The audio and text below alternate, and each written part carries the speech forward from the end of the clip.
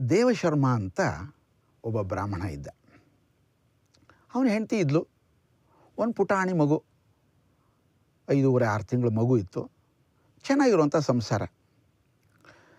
ಸರಿ, ಆ ದೇವಶರ್ಮ ಮತ್ತು ಅವನ ಹೆಂಡತಿ ಇಬ್ಬರು ಮಗುನ ಕರ್ಕೊಂಡು ಹೋಗ್ತಾ ಇರಬೇಕಾದ್ರೆ ಅಲ್ಲೊಂದು ಮುಂಗ್ಸಿ, ಪಾಪ ಮುಂಗ್ಸಿಯ ತಾಯಿ ಸತ್ತೋಗ್ಬಿಟ್ಟಿತ್ತು, ಪುಟಾಣಿ ಮರಿ. ಆ ಮುಂಗ್ಸಿ ಮರಿಯನ್ನು ಏನು ಮಾಡೋಣ ಪಾಪ, ನಮಗೂ ಹಿಂಗಿರೋ ಮಗು ಇದೆ, ನನ್ನ ಹಾಲಲ್ಲೇ ಅದಕ್ಕೊಂದು ಸ್ವಲ್ಪ ಹಾಲು ಕೊಡಿಸ್ತೀನಿ, ಬದುಕೊಳ್ಳೋದಾರ ಬದುಕೊಳ್ಳಿ ಅಂತಂದರು. ಎಷ್ಟಂದರೂ ತಾಯಿ ಹೃದಯ ನೋಡಿ. ಆ ಬ್ರಾಹ್ಮಣಿ ಆ ಪುಟಾಣಿ ಮುಂಗಿಸಿಯನ್ನು ಎತ್ಕೊಂಡ್ಳು, ಸುತ್ತಾಡ್ಕೊಂಡು ವಾಪಸ್ ಮಾತ್ರ ಸರಿ ಮನೆಗೆ ಕರ್ಕೊಂಡು ಬಂದ್ಳು. ಆ ಮಗುವಿಗೆ ಹಾಲನ್ನು ಕುಡಿಸೋ ಜೊತೆಯಲ್ಲಿ ಮುಂಗುಸಿಗೂ ಕೂಡ ಹಾಲನ್ನು ಕುಡಿಸ್ತಾ ಇದ್ಲು. ತುಂಬ ಖುಷಿಯಾಗಿ ಅನ್ಯೋನ್ಯವಾಗಿತ್ತು. ಆ ಮುಂಗುಸಿ ನಿಧಾನವಾಗಿ ದೊಡ್ಡದಾಗ್ತಾ ಇತ್ತು. ಸಾಕಷ್ಟು ದಿವಸಗಳಾಯಿತು. ಈಗ ಮುಂಗುಸಿನೂ ದೊಡ್ಡದಾಯಿತು, ಮಗುಗೂ ಸುಮಾರು ಒಂದು 6-8 ತಿಂಗಳಾಯ್ತು. ಇವಾಗ ಅದು ದೊಡ್ಡದಾಗ್ಬಿಟ್ಟಿದೆ. ಇವಾಗ ಅದೆರಡು ಆಟ ಆಡೋಕ್ಕೆ ಶುರು ಆಗ್ಬಿಡ್ತು. ಅವ್ರಿಗೆ ಅನ್ನಿಸ್ತು, ವಾಹ್, ನಮ್ಮ ಮಗುಗೆ ಒಂದು ಒಳ್ಳೆ ಗೆಳೆಯನ್ನ ನಾನು ತಂದು ಕೊಟ್ವಲ್ಲ, ಅವರಿಬ್ಬರು ಆಟ ಆಡ್ತಾಯಿದ್ರೆ ನೋಡೋದಕ್ಕೆ ಎಷ್ಟು ಚೆನ್ನಾಗಿರತ್ತಲ್ವ.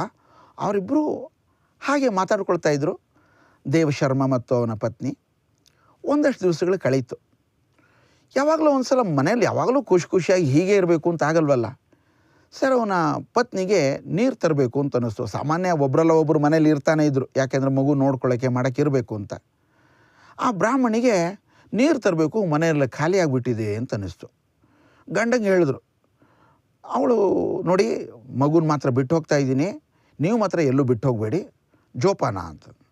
ಸರಿ ಆಯಿತು ಅಂದ ದೇವಶರ್ಮ. ಆ ಬ್ರಾಹ್ಮಣಿ ಹೊಳೆ ಕಡೆ ಹೋದ್ಲು. ಒಂದು 2-3 ಕಿಲೋಮೀಟ್ರ್ ದೂರ ನಡ್ಕೊಂಡು ಹೋಗಬೇಕಾಗಿತ್ತು. ನಡ್ಕೊಂಡು ನಿಧಾನಕ್ಕೆ ಹೋಗಿ ಬಟ್ಟೆ ಪಾತ್ರೆಗಳು ಎಲ್ಲದನ್ನು ಕಸ ಮುಸ್ರೆ ತಿಕ್ಕಿ ಮಾಡಿಕೊಂಡು ನಿಧಾನವಾಗಿ ನೀರು ತೊಗೊಂಡು ಬರಬೇಕು. ಪರವಾಗಿಲ್ಲ, ಮನೇಲಿ ಯಜಮಾನ್ರು ಇದ್ದಾರಲ್ಲ ಅಂತ ಅನ್ನಿಸ್ತು. ದೇವಶರ್ಮಗೆ ಏನಾಯಿತು, ಬೆಳಗ್ಗೆ 8-9 ಗಂಟೆಗೆ ಹೋದವಳು ಇಷ್ಟೊತ್ತಾದರೂ ಬರಲಿಲ್ಲ. ನಾನು ಸ್ವಲ್ಪ ಹೋಗಿ ಏನಾದರೂ ಭಿಕ್ಷಾಟನೆ ಮಾಡ್ಕೊಂಬರ್ತೀನಿ. ಸಾಮಾನ್ಯ 12:30-1 ಗಂಟೆ ಆಗ್ಬಿಡ್ತು. ನಾಳೆಗೆ ಏನಾದ್ರು ಒಂದು ಸಲ ಬೇಕಲ್ಲ, ಯಾಕೆಂದರೆ ಅವತ್ತಿಂದ ಅವತ್ತು ಸಾಮಾನ್ಯ ಭಿಕ್ಷೆ ಬೇಡ್ಕೊಂಡು ಜೀವನ ಮಾಡ್ತಾಯಿದ್ರು. ನಾನೇನಾದರೂ ತೊಗೊಂಬರಕ್ಕೆ ಹೋಗ್ತೀನಿ ಅಂತ ತಕ್ಷಣ ನೆನಪಾಯಿತು. ಏನು ಮಾಡೋದು, ಮನೆಯಲ್ಲಿ ಮಗು ಬೇರೆ.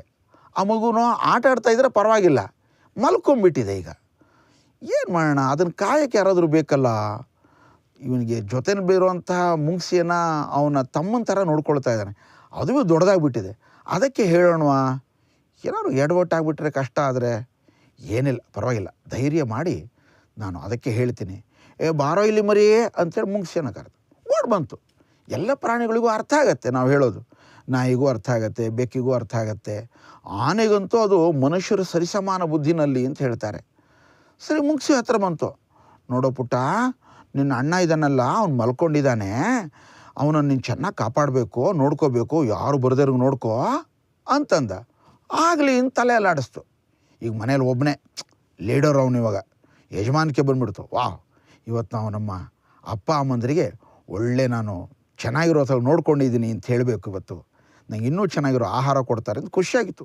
ಆ ಕಡೆ ಈ ಕಡೆ ಎಲ್ಲ ಓಡಾಡ್ತಾ ಇತ್ತು. ಸ್ವಲ್ಪ ಹೊತ್ತಾಯಿತು, ಆ ಕಡೆ ಬೇಲಿ ಸುದಿಯಿಂದ ಯಾವುದೋ ಒಂದು ಪುಸ್ ಪುಸ್ ಶಬ್ದ ಬಂತು. ತಕ್ಷಣ ನೋಡ್ತು, ಏನಿದು, ನೋಡಿದ್ರೆ ಒಂದು ಕಾಳಿಂಗ್ ಸರ್ಪ. ಕಾಳಿಂಗ್ ಸರ್ಪಕ್ಕೂ ಮುಂಗ್ಸಿಕ್ಕೂ ಆಗಲ್ಲ, ಅದೆರಡು ಬದ್ಧ ವೈರಿಗಳು. ಅದು ಪಾಪ ಮಗುವಿನ ಹತ್ರ ಬರ್ತಾ ಇತ್ತು ಎಲ್ಲೋ ಗೊತ್ತಿಲ್ಲ, ಮುಂಗ್ಸಿ ನೋಡ್ಕೊಂಡು ಈ ಕಡೆ ಬರೋಕ್ಕೆ ಶುರು ಮಾಡಿಬಿಡ್ತು. ನಿಧಾನ ಕಿಟಕಿಯಿಂದ ಈ ಕಡೆ ಬರ್ತಾ ಇರೋಂಗೆ ತೊಟ್ಲಿದೆ ಅಲ್ಲಿ. ಮುಂಗ್ಸಿಗೆ ಅನ್ನಿಸ್ತು ಕೆಳಗೆ ಬರಲಿ, ತಕ್ಷಣ ನೋಡ್ತೀನಿ, ಕೆಳಗೆ ಬೀಳ್ತಾ ಇದ್ದಂತೆ ಅದ್ರ ಮೇಲೆ ಎದ್ಬಿಡ್ತು. ಮತ್ತೊಂದ್ಸರಿ ಅದು ಹೆಡೆ ಎತ್ಕೊಂಡು ನಿಂತ್ಕೊಳ್ತು. ಮಗುವಿನ ಯಾವುದೇ ಕಾರಣಕ್ಕೆ ಹತ್ತಿರ ಬಿಡಬಾರ್ದು ಅಂಥೇಳಿ ಮುಂಗ್ಸಿ ಕೂಡ ಅದ್ರ ಮೇಲೆ ಅಟ್ಯಾಕ್ ಮಾಡ್ತು. ಒಂದು 2-3 ನಿಮಿಷ ಫೈಟಿಂಗ್ ಆಗೋ ಹೊತ್ತಿಗೆ ಎಷ್ಟಂದ್ರೂ ಕೂಡ ಮುಂಗ್ಸಿಯ ಕೈ ಮೇಲೆ. ಅದ್ರ ಜೊತೆಯಲ್ಲಿ ನಾನೀಗ ಅದನ್ನು ರಕ್ಷಣೆ ಮಾಡಬೇಕು, ನನಗೊಂದು ದೊಡ್ಡ ಜವಾಬ್ದಾರಿ ಇದೆ ಅಂತಂದಾಗ ಇನ್ನೂ ಶಕ್ತಿ ಜಾಸ್ತಿ ಬರುತ್ತೆ.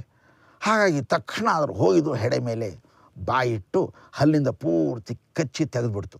ಆ ಇಡೀ ದೊಡ್ಡ ಹಾವು ಪೂರ್ತಿ ತುಂಡು ಮಾಡಿಬಿಡ್ತು. ಎಲ್ಲ ಕಡೆ ರಕ್ತ, ಕೆಳಗಡೆ ಬಾಯಲ್ಲಿ ಹಲ್ಲೆಲ್ಲ ರಕ್ತ, ಕೈಗಳಲ್ಲಿ ರಕ್ತ, ಕೆಳಗಡೆ ಬಿದ್ದರು ಅಂತ ನಡೆದೊಡಿದ್ರೆ ಕಾಲಲ್ಲೆಲ್ಲ ರಕ್ತ. ಖುಷಿಯಾಗ್ಬಿಡ್ತು. ಮಗು ನೋಡ್ತು, ಇನ್ನು ಮಲ್ಕೊಂಡಿದೆ, ಏನೂ ತೊಂದರೆ ಆಗಿಲ್ಲ, ಸದ್ಯ ಒಳ್ಳೆಯದಾಯಿತು, ಇವಾಗ ಯಾರಾದರೂ ಬರ್ತಾರೆ ಇವಾಗ ಅಂತ ಅಂದ್ಕೊಂಡು, ಯಾರಾದರೂ ಅಪ್ಪನಾರು ಬರಲಿ ಅಮ್ಮನಾರು ಬರಲಿ ಅಂತ ಅಂದ್ಕೊಂಡು ಹೊರಗಡೆನೇ ಕಾಯ್ತಾ ಇತ್ತು. ಆ ಕಡೆಯಿಂದ ನೀರು ಹೊತ್ಕೊಂಡು ಬರ್ತಾಯಿದ್ಲು ಬ್ರಾಹ್ಮಣಿ. ನೋಡ್ತಾಳೆ, ರೀ ರೀ ಕೂಗಿದ್ರೆ ಯಜಮಾನ್ರಿಲ್ಲ, ಎಲ್ಲೋಗ್ಬಿಟ್ರೋ ಏನೋ. ನೋಡಿದ್ರೆ ಪಾಪ ಈ ಮುಂಗ್ಸಿ ನೋಡು ನಾನು ಎಷ್ಟು ಚೆನ್ನಾಗಿ ಕೆಲಸ ಮಾಡಿದ್ದೀನಿ ಅಂಥೇಳಿ ನಂಗೆ ಜವಾಬ್ದಾರಿ ಕೊಟ್ಟರೆ ಒಂಚೂರು ತಪ್ಪಿಸಲ್ಲ ನೋಡು ಅಂದ್ಕೊಂಡು ಪಾಪ ನಕ್ಕೋತ ಬಾಯಿ ತೆಗೆದಿನ್ನು ಏನಾದ್ರು ಹೇಳಬೇಕು ಅಂತ ಅನ್ನೋತ್ರೊತ್ತಿಗೆ ಬಾಯಲ್ಲೆಲ್ಲ ರಕ್ತ, ಕಾಲಲ್ಲಿ ರಕ್ತ. ತಕ್ಷಣ ಕೊಡಪಾನ ತೊಗೊಂಡು ರಪಾರ್ ಅಂಥೇಳಿ ಚಚ್ಬಿಟ್ಲು ಅದ್ರ ಮೇಲೆ. ಅಯ್ಯೋ ಮುಂಡೇದೆ, ನಿನ್ನ ನಾನು ಮಗುವಿನ ಹಾಗೆ ಸಾಕಿದೆ, ನನ್ನ ಹಾಲು ಕೊಟ್ಟು ಸಾಕಿದೆ, ಅಂಥದ್ರಲ್ಲಿ ಅವನನ್ನೇ ನಿನ್ನ ಸಹೋದರನೇ ಕೊಂದ್ಬಿಟ್ಟಿಯಲ್ಲ ನೀನು ಪಾಪಿ ಅಂಥೇಳಿ ಬೈದು ಒಳಗೆ ಹೋಗಿ ನೋಡ್ತಾಳೆ. ಮಗು ಕಿಲ ಅಂತ ನಗ್ತಾ ಇದೆ. ತಕ್ಷಣ ಅವಳಿಗೆ ಬೇಜಾರಾಯಿತು. ಛೇ ಏನಾಯಿತು ಅಂದ್ಕೊಂಡು ತಕ್ಷಣ ಕಿಟಕಿಯೆಲ್ಲ ಸರಿಸಿ ನೋಡ್ತಾಳೆ. ಕೆಳಗಡೆ ಹಾವು 4-5 ಪೀಸ್ ತುಂಡಾಗಿ ಬಿದ್ದಿದೆ, ರಕ್ತ ಎಲ್ಲ ಚೆಲ್ಲಿದೆ. ತಕ್ಷಣ ತನಗೆ ಅರಿವಾಯಿತು. ಏನಾಯಿತು ಅಂತ ಹೋಗಿ ನೋಡ್ತಾಳೆ.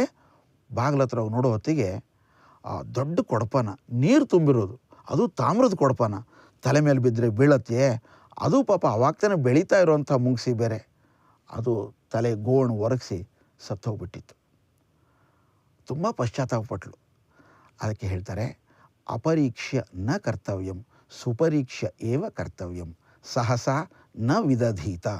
ಯಾವುದನ್ನು ಕೂಡ ತಕ್ಷಣ ನೋಡಿದ್ವಿ ಅಂದ್ಕೂಡಲೇ ನಿಜ ಇರಬಹುದು, ಯಾವುದನ್ನು ಕೇಳಿದ್ವಿ ನಿಜ ಇರ್ಬೋದು ಅಂದ್ಕೊಂಡು ತಕ್ಷಣ ನಾವು ಯಾವುದೇ ಕ್ರಿಯೆಯನ್ನು ಮಾಡಬಾರ್ದು.